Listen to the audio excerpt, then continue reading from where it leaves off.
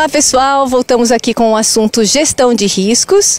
Gustavo, no vídeo anterior você falou sobre o que é a ferramenta e para que ela serve, né? E agora, como é que a gente aplica essa ferramenta de gestão de riscos? Excelente pergunta, Débora. Na verdade, o primeiro passo é o estabelecimento do contexto. Para que a gente possa implementar um sistema de gestão de riscos de uma maneira adequada, a gente precisa conhecer o ambiente em que ela será inserida. Portanto, isso pressupõe estudos, mapeamentos de fluxos, mapeamentos de processos e, principalmente, conversar com aqueles que estão envolvidos diretamente lá na ponta. Afinal de contas, Débora, é muito importante entender, o sistema de gestão de riscos, ele só funciona porque ele é executado por aquele que faz o trabalho. Porque ninguém, Débora, ninguém conhece melhor o trabalho da pessoa senão ela própria.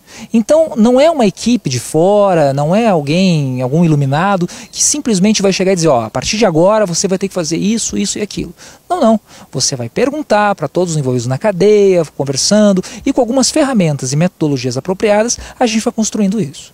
Então tá, a gente estabeleceu o contexto. O que a gente faz na sequência? A gente elenca os principais riscos envolvidos.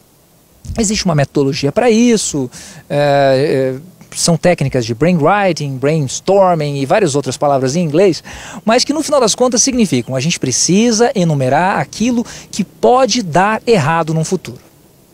Na sequência, a gente coloca tudo isso numa matriz de probabilidade e impacto.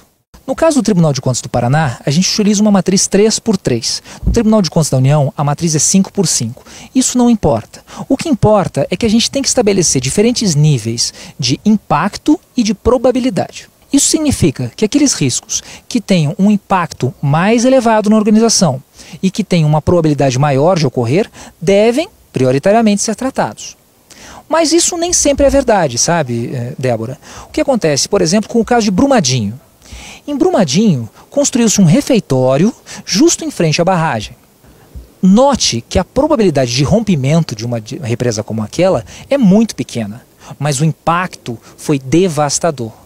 Portanto, fosse efetuado um sistema de gestão de riscos eficiente, provavelmente a construção do refeitório teria sido feito em um lugar um pouco mais seguro. E isso custaria alguma coisa? Teria algum investimento para eles terem aplicado essa gestão de risco no caso de Brumadinho, por exemplo? Veja, Débora, é sempre importante a gente entender a relação custo-benefício das coisas. Os recursos são escassos, então não necessariamente a gente pode ou deve imputar recursos para riscos que têm um impacto muito baixo ou uma probabilidade muito pequena de ocorrer. Mas nesses casos de riscos de desastre, é fundamental a gente pensar, planejar para evitar esses danos com impacto, afinal de contas, de vidas humanas. Então, Gustavo, isso quer dizer que a implementação dessa ferramenta não envolve custos para a organização, é isso? Veja, Débora, os recursos empreendidos em um sistema de gestão de riscos, desde que feito de modo eficiente, certamente valem a pena.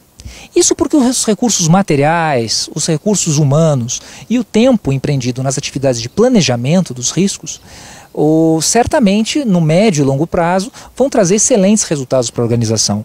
Contexto, identificação e análise. E agora?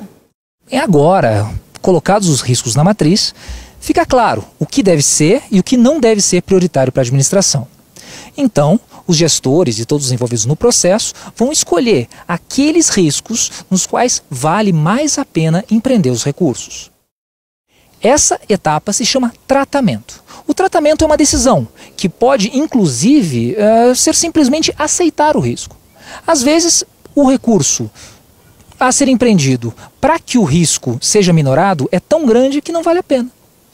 Feito o tratamento, a gente parte para uma nova etapa, a etapa de monitoramento, consulta e comunicação. E depois a gente volta lá para o começo. Ou seja, Débora, no final das contas, gestão de risco é um processo que tem início, mas que não tem fim. É um processo permanente e duradouro. Por isso que deve ser sempre uma política da instituição e não uma política de uma ou outra gestão. No caso do Tribunal de Contas, a gente busca, como fim último, a satisfação do bem-estar do povo do Paraná. Ou seja, ganha o tribunal com essa ferramenta e o cidadão também, certo? Toda a sociedade. Obrigado, Gustavo. Isso. É isso aí, gente. Por hoje é só, mas esse vídeo continua. Então fique ligado e curta a nossa página e não esqueça de dar um like aqui pra gente. Obrigado, até a próxima. Tchau!